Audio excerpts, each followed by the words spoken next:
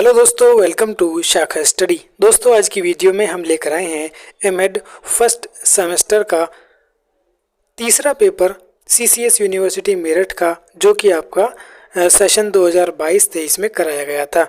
ठीक है, तो क्योंकि ये पेपर जो है 2023 में कराया गया था, लेकिन है ये 2022 वाले बैच के जो स्टूडेंट्स थे उनका पेपर है।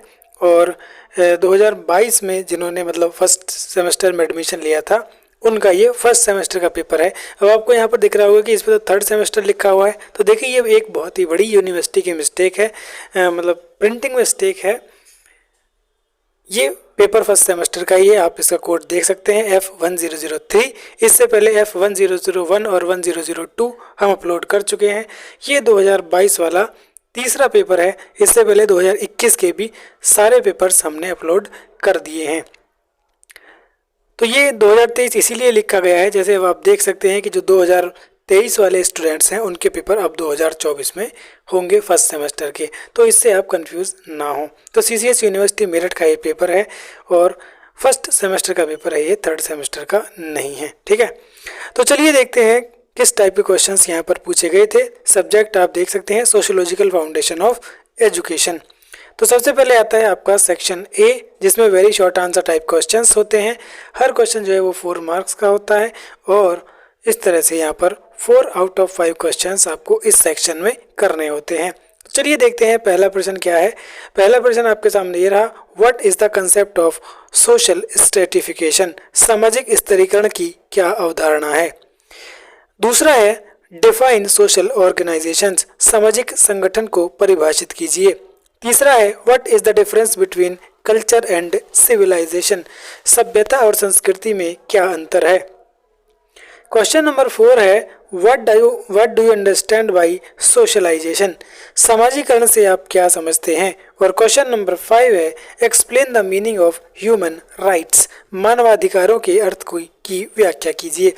तो इन 5 में से आपको कोई भी 4 क्वेश्चंस के यहाँ पर आंसर देने थे।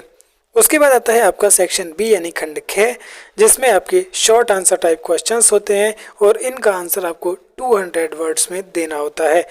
2 आउट ऑफ 3 क्वेश्चंस आपको यहाँ पर करने होते हैं, यानी 3 में से 2, और हर क्वेश्चन आपका यहाँ पर 8 मार्क्स का होता है। तो चलिए देखते हैं 3 क्वेश्चन कौन कौन से थे। तो पहला देखते हैं, यानी टोटल 6 क्वेश्चन होगा। Describe the different factors influencing social mobility. सामाजिक गतिशीलता को प्रभावित करने वाले कारकों की विवेचना कीजिए। 7th है differentiate between educational sociology and sociology of education. शैक्षिक समाज शास्त्र और शिक्षा का समाजशास्त्र के बीच अंतर स्पष्ट कीजिए। क्वेश्चन नंबर 8 है discuss the meaning and characteristics of social group. सामाजिक समूह से आप क्या समझते हैं। सामाजिक समूह की क्या विशेषताएं हैं। दोस्तों, पेपर के लास्ट में मुझे एक छोटी सी चीज़ आपसे डिस्कस करनी है, 1 या 2 मिनट के लिए आप रुक जाएंगे। ठीक है, तो अब यहाँ पर सेक्शन सी, जिसमें आते हैं आपके लॉन्ग आंसर टाइप क्वेश्चंस या डिटेल्ड आंसर टाइप क्वेश्चन जिन्हें कहते हैं, विस्तृत उत्तर प्रश्न, जिनमें से 5 में से आपको कोई भी 3 प्रश्न यहाँ पर करने होते हैं। एक क्वेश्चन आपका 16 मार्क्स का यहाँ पर होता है। पहला देखते हैं क्या है, describe the concept nature scope and function of sociology of education.